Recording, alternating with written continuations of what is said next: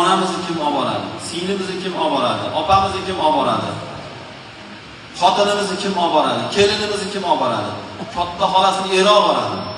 Ularga kim soyni ko'rsatadi? Kim tog'ni ko'rsatadi? Kim salqin joyga olib boradi?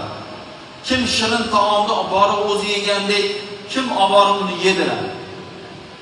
Musulmonda erga tekkingacha erkalanish, padarka olish, aqabaqa aylantirishni akasi, ukasi, dadasi qiladi. Erga tekkandan keyin bu uchovining ishi erining zimmasiga o'tadi.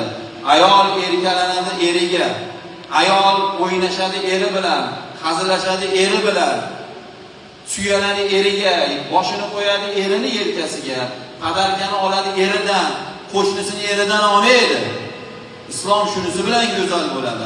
Endi bugun shu narsalarni bugun ta'minlab bermasak, chetda o'tirgan o'zini erkakman degan, musulmonman degan, payg'ambarning ummatiman degan, payg'ambarning ummati bo'lsak, erkak emasida